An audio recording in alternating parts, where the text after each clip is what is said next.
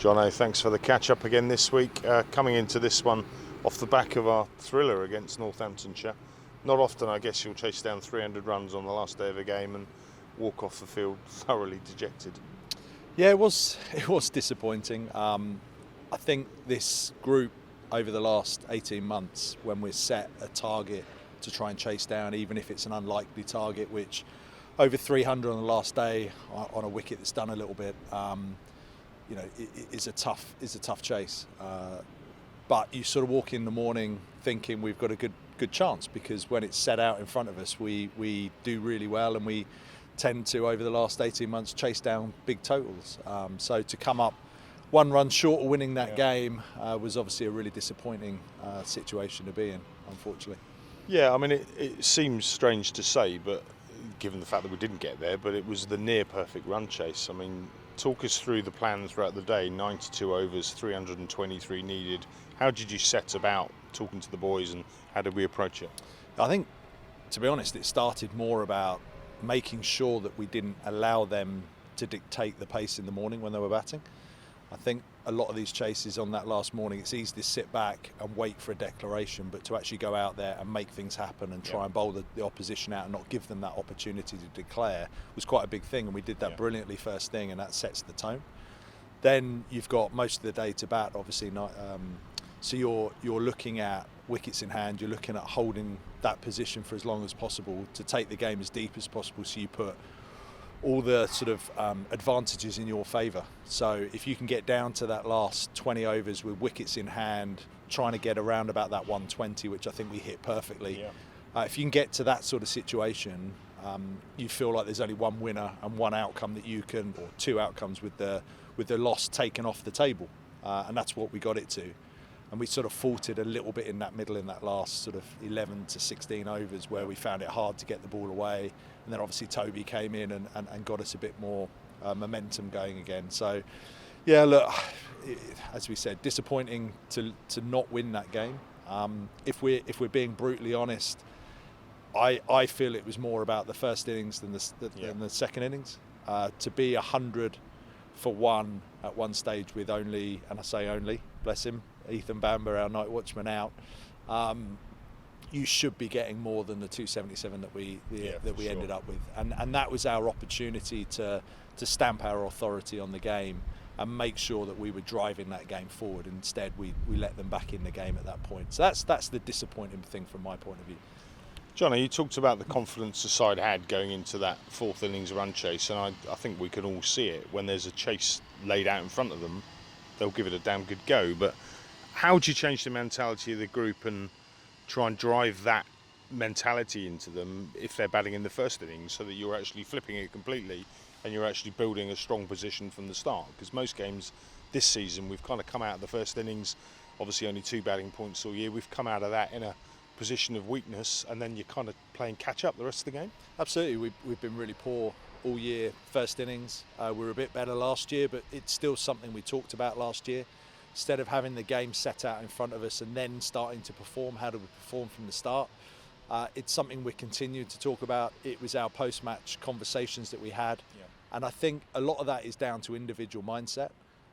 When you're going out first morning of a game and nothing is set in front of you, how do you find that little bit of determination, that little bit of, that I'm going to bat time here and get through these tricky sessions, rather than thinking too far ahead and maybe trying to score a bit too quickly, or suddenly you lose a couple of wickets and the game's flying by you a little bit. So there is massive areas to work on in that sense. And as I said, we debrief that at the end of the game, and it's something we've got to get better at, and we'll be working hard towards that this week. Good stuff. Let's turn on to the ball, Jono. I thought personally, watching on, it was as good a performance we've delivered with the ball. It was obviously a wicket that offered a little to the bowlers, but not a huge amount. But it seemed to be a wicket throughout the game that it was tough to get wickets on. But yet, at all times, I felt we were in control of keeping Notts batters at bay, and no point did they get away from us. And I thought we bowled with really good control and discipline. Yeah, if we were playing Notts, that would have been interesting. But anyway, no, it was one of those. It was one of those wickets that was probably quite tough to score on. Merchant Taylor's always has this tennis bally bounce that batters find hard to get away, but also coupled with the Kookaburra ball that goes soft quite quickly, it was hard to score on. I felt they probably didn't put us under any real pressure to score, which allowed us to settle into it a little bit more. It's easier to bowl when batters aren't putting you under any pressure, and that's not a criticism towards them, because I thought they batted beautifully and they took time and ground us a lot during that game. So yes, as a unit, I thought we stuck to our task pretty well. Again, we had a couple of drop catches which again cost us in the long run. And it's all those little things that when you're battling against a bit of form and stuff, those sort of things go against you a little bit, and we need to be more switched on and better and more switched on to the task ahead, I would say. But in general, a decent game, something to work with now moving forward. Yeah, I mean, the positives, going back to the batting for just a moment, the positives that come out of that second innings, first century of the summer for Sam Robson, the look on his face when he walked off 125 red at the end of it was desperate. Couldn't have done any more. Fantastic knock from John Simpson as well. He could have got one more run, you're right. That would have helped. But again, a fantastic knock from John Simpson, 75, his highest of the summer. Good to see those boys coming into form, and I guess this week against Surrey they're going to need it. Yeah, absolutely. Maxie got a couple of 40s as well. We're starting to tick over. We need more. There's no doubt we need more. We're playing against the champions this week. It's a tough team, we know that. We're at home though. We know these conditions. Hopefully we'll have the pitch and everything how we want it. We've got a good bowling attack for this ground, and we need to make sure that our first innings we're on it and we're trying to score runs, and we get to a total that's competitive, and we can put Surrey under pressure with the ball. Does the fact that we're at home here, and obviously we've got one other home game against Warwickshire here at Lord's later on in September, I think I'm right saying 4 of the other games are away from home, 4 of the last 5 in fact are away from home. Does that add another level of pressure? Obviously we went down to the Aegeus Bowl where they'd clearly, being careful how I say this, they'd clearly prepared a wicket for their home attack. I guess we're going to get a bit of that when we go to those 4 away grounds.